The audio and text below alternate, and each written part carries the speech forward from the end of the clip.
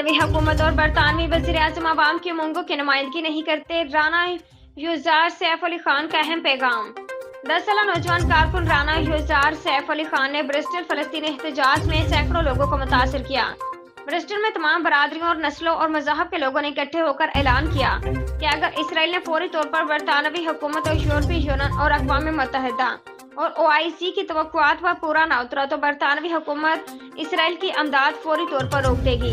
لیکن اگر cease fire file نہیں کرتا اور فلسطینیوں نے اپنی آزادی کے مطابق اپنے حقوق ادا نہیں کیے تو پھر فلسطینی عوام کی نمائندگی کرتے برسٹل میں برطانیہ کی تاریخ کا سب سے بڑا مظاہرہ ہوگا، جس پر 10 لاکھ افراد کی شرکت متوقع ہے۔ اتحاد اور ہمدردی کے ایک طاقتور مظاہرے میں اسکول، کالج اور ایک یونیورسٹی کے سینکڑوں طلباء جمعہ کو برسٹل میں فلسطین کی حمایت میں زبردست مظاہرے کے لیے جمع ہوئے۔ کالج گرین کے ذریعے گونجنے والی متنوع آوازوں میں سے ایک 10 سالہ بہادر رانا یوزار سیف علی خان نمایاں تھی۔ ہجوم سے خطاب کرتے ہوئے یوزار سیف علی خان نے عقائد یا پس منظر میں فرق سے قطع نظر مہربانی اور فہم و تفہیم کی عالمگیر اہمیت پر زور دیا۔